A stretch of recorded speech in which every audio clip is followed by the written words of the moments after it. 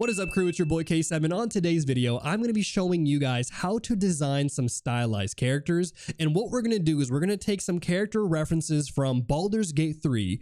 I'm going to take something from my style, and I'm going to show you how to take this and then turn it into something like this. Now, if it's your first time here, welcome into the Kaycem crew. My name is Kaycem, and I'm a Filipino art streamer here on Twitch, teaching everything from anatomy, gesture, perspective to all things character design. So if you're interested in some free art education, or you want to get into some animation, or you just want to hang out with my dog who looks like this, do leave a follow out here on Twitch, and also subscribe if you're watching on YouTube.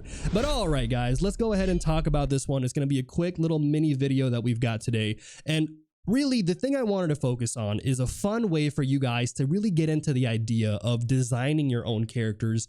And how does that work? What does that look like? And so a cool way that I've found recently is by actually playing video games, taking some of the character designs from these video games, and then combining it with something of either your own style. Maybe you have a style of a show that you like or another game.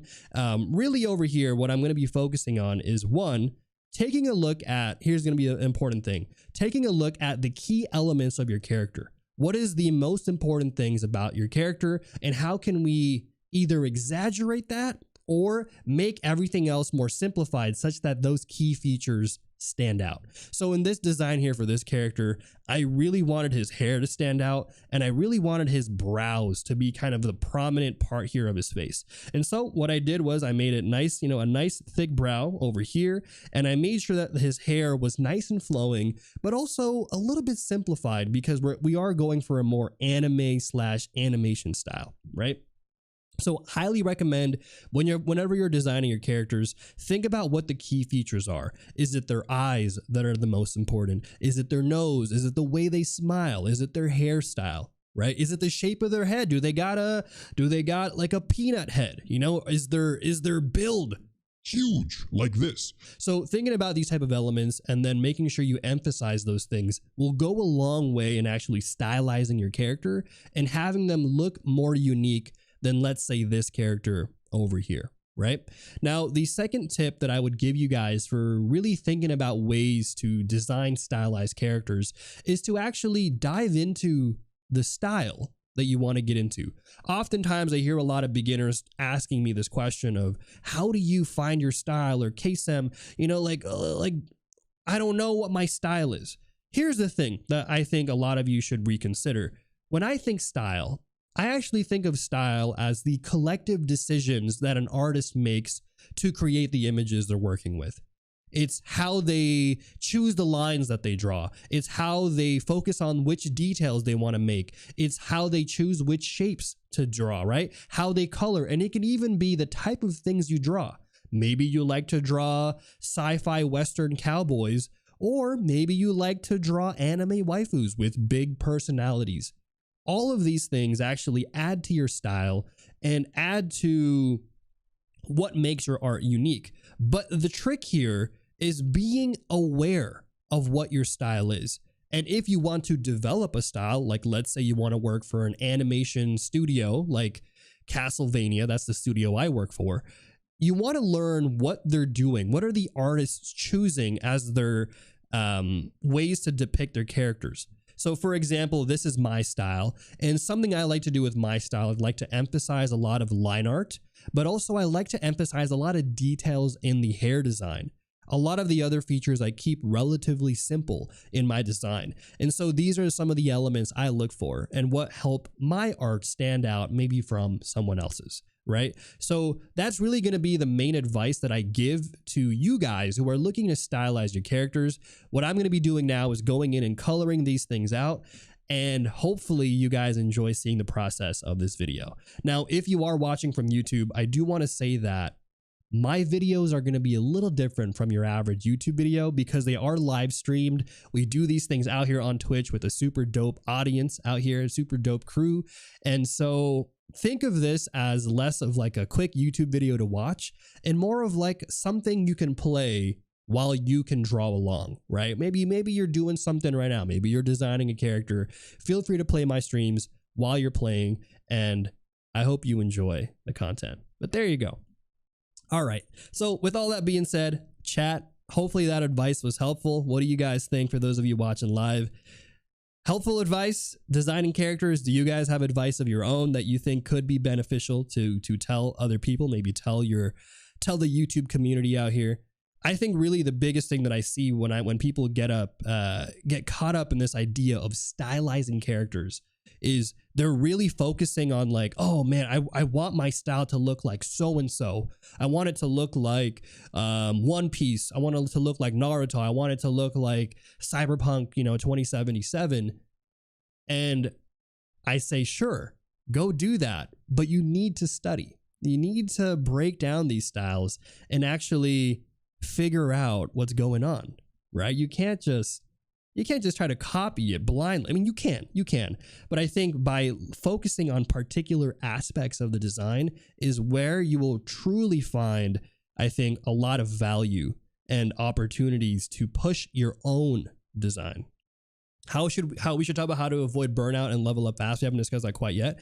Yeah. So for those of you who maybe are interested also in leveling up your artistic skills, maybe you feel like you're stuck right now with your growth, or you're just hungry to level up, I would say one of the best ways to really level up your skills and do it in a way that is sustainable and that makes it so that you don't, get burnout is you try to combine the elements of improving. So there's aspects of, improving your skills that are focused on studying, right? Learning new skills, learning how to do anatomy, perspective, all of that stuff. But then when you go off to watch a show, when you go off to play a game or anything like that, what I recommend is you also passively study those things. So later I'm going to be playing some Baldur's Gate on my stream. And yes, we're going to be playing the game, but I'm also going to be thinking a lot about the visual elements of the game. And then when I go back into my drawing side of things, I'm going to utilize some of that information that I gathered to then push me further. And so in a way, it actually also teaches you to have fun and appreciate and level up your skills even when you're not actively drawing. I think that's one of the greatest ways to really level up as an artist, finding that balance of having art be not just a time where you're drawing and sitting down by yourself at your desk, but really having it be involved in all aspects of your daily routine. But that's kind of what I would say. That's a big part of my streams these days is, doing a lot of variety content and playing games and showing you guys how I think about a lot of the visual elements of the games that we're playing. In this case, we'll be doing Baldur's Gate for a little bit of time and then maybe switching out to a few other games. But yeah, hopefully that answered your question about effective ways to level up. Now, if you guys want more detailed information of how you could possibly do this, here's actually what I would recommend. I would recommend you check out my YouTube channel, right? Go to my YouTube channel for those of you who are watching live. And if you're on my YouTube channel already, you guys know about this, but go to my YouTube channel for the full length tutorial videos where I go super, super in depth on anatomy, perspective, forms. I'll show you guys really quick. You guys can go to my Gumroad for all of these, but take a look at some of these resources that I make for you guys out here. These are highly dense resources that I cover for anatomy, how to do expressions, how to do all of these different things. You'll find all of these available on my YouTube channel and on my Gumroad. So do all of that, right? Do all of that stuff and then come back in, join my streams, join the Discord channel for the fun art challenges, for the, kind of the more creative side of things. Okay. But actually, I want to ask you guys, put an F in the chat if you guys have ever struggled with burnout, or if you have ever struggled with trying to come up with a stylized character, maybe feeling like you're a little, maybe you're like kind of confused with your style, or you're kind of like, man, I don't know, like I feel like my style is not that good or whatever. Put an F in the chat.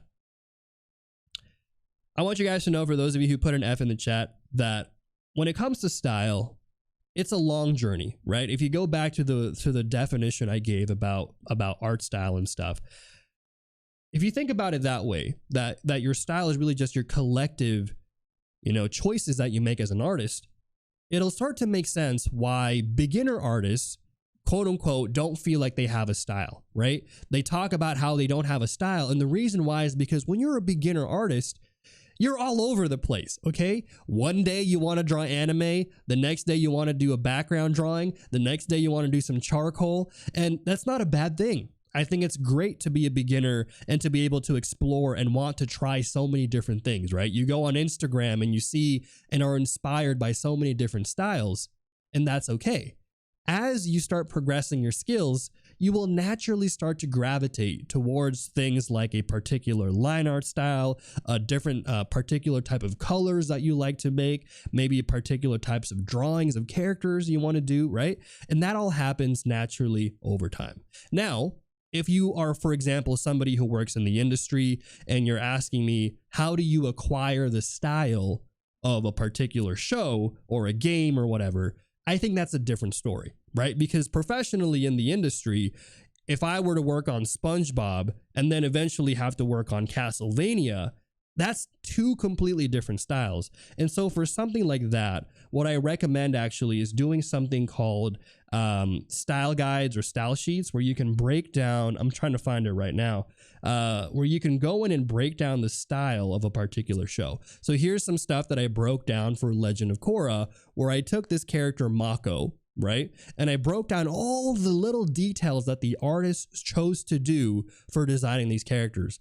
Noticing how the hairline aligns with the brows, noticing the proportions, noticing the shapes of the eyes, the detail of the number of hair on the top of the character's head. All of these things will play a role in choosing the style and understanding the style that you're working with, right? But again, it all comes down to really investing time into actually being aware and thinking a little bit more about what it is you're actually drawing and the type of work you're producing. The more you think about that and the more consistent you are with that, I think the easier it'll be for you to start defining a style for yourself, right? So there you go. I hope that helps for those of you guys watching. That is going to be the end of this YouTube video. If you guys are watching from Twitch, everybody say bye to YouTube, okay? Because you guys, if you're watching from YouTube and you're not on my live streams, what are you doing? Get over here. Get over here. Also, don't forget to subscribe, okay? But everyone here on Twitch is saying bye to you. Come join in. Next time you can say bye on my next YouTube video. Shit, y'all. All right, there you go.